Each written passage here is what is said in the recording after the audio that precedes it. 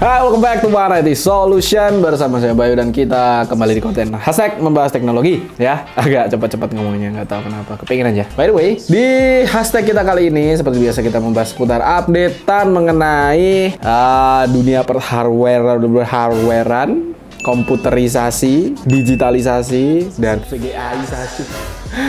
Yang mana kita akan mulai dari berita VGA dan kita akhiri dengan berita VGA. Sama-sama berita VGA. Datangnya juga sama dari si Ijo. Yang satu berita cukup menyedihkan, yang satu mungkin berita yang cukup melegakan ya. Kita mulai dari yang menyedihkan aja dulu. Untuk yang menyedihkan ini datangnya dari seri RTX 2060 dan juga GTX 1660. Kenapa? Karena Nvidia mengkonfirm bahwa kedua produk ini akan discontinue. Akan diberhentikan produksinya. Ya mungkin kalau kasus seperti ini untuk discontinue ini ya sudah pernah ada sih, dan teman-teman harusnya bisa menebak lah ya kenapa kok harus sampai di discontinue. Jadi untuk seri ini memang sudah dikonfirmasi, tapi untuk yang seri 16 series ini hanya pada seri 1660 dan juga 1660 Super. Intinya semua keluarga 1660. 1650 sama 1630 itu nggak akan kena dampak. Begitupun juga RTX 2060. Untuk seri atas-atasnya 2080, 2090 nggak akan ada masalah. Akan masih tetap ada ya. Dan mungkin secara garis besar untuk faktor yang paling kelihatan, memang user ini sekarang nolehnya atau melihatnya itu adalah ke seri atasnya yang cukup worth it, yaitu 3060 ataupun 3050 ya. Seri 2060 ini sendiri itu udah jarang banget buat dilihat. Nah, seri 1660 itu sama. Orang-orang kayaknya lebih banyak milih 1650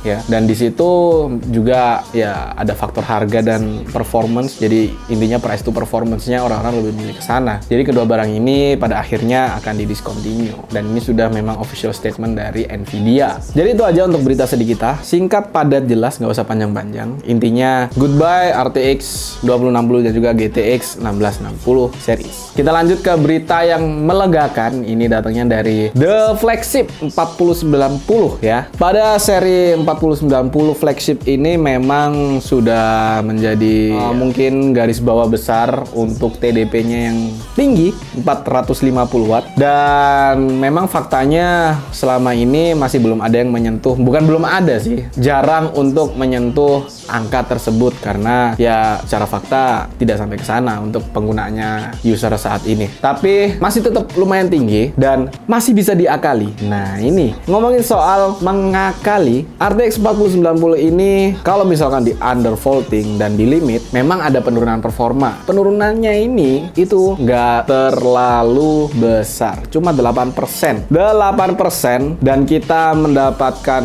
kelistrikan yang lebih hemat. Itu kita sudah mendapatkan clock yang cukup tinggi, performance yang lebih baik. Cuman ya memang untuk cara menyetingnya sendiri ini berbagai macam. Mungkin yang paling mudah dari MSI Afterburner yaitu tinggal di setting sana juga satu tombol selesai. Cuman nggak terlalu detail. Dan kalau memang mau lebih detail lagi, ya itu cukup rumit ya. Nah, sekarang kita akan coba intip seperti apa performance-nya ketika RTX 4090 ini di undervolting. Dan untuk pengujiannya ini akan dilakukan 5 game. Ini bukan saya yang melakukan pengujian, disclaimer dulu. Ini sumbernya dari Quasar Zone yang melakukan pengujian untuk undervolting 4090 ini. Dan pengujiannya di sini akan diuji pada 5 game. Yang pertama ada Cyberpunk 2077, ada Marvel Spider-Man Remaster, Forza Horizon 5, Lost Ark, dan juga PUBG Steam sih. Ini harusnya PUBG Steam. Dan ini pengujiannya dilakukan pada resolusi 4K dengan grafik quality-nya maksimum rata kanan. Dan ini adalah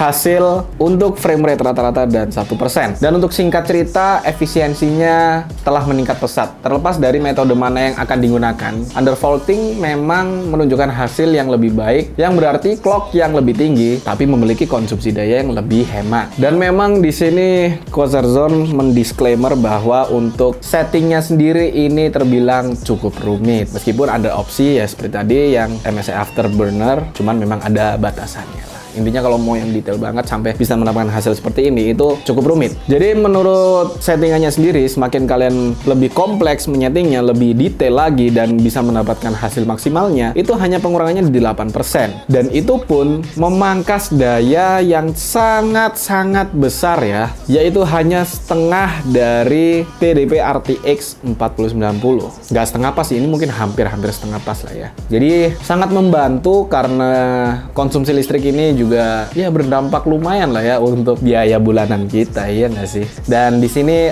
mengingat ini adalah sebuah model flagship, jika diturunkan sedikit harusnya nggak terlalu berdampak lah. Untuk faktualnya, realitanya itu nggak akan berdampak yang gimana-gimana banget sih untuk kalian bermain game. Tetap masih bisa di rata kanan, tetap bisa main di 4K dengan FPS yang pastinya kalian butuhkan. Begitu. Jadi intinya untuk 4090 kalau misalkan kalian mau undervolting atau mau di limit, nggak usah sungkan-sungkan, nggak usah ragu-ragu, setting aja sendiri karena hasilnya juga tidak mengecewakan. Ini malah bagus banget. So itu aja buat video kita kali ini. Terima kasih buat teman-teman yang sudah menonton video ini hingga akhir. Jangan lupa untuk klik tombol subscribe dan bunyikan loncengnya supaya kalian nggak ketinggalan video-video terbaru dari kami. Dan jika kalian tertarik untuk merakit PC, kalian bisa langsung kunjungi link yang ada di kolom deskripsi di bawah ini. Dan sekali lagi terima kasih. Mohon maaf bila saya ada salah kata. Saya Bayu pamit undur diri. And peace out.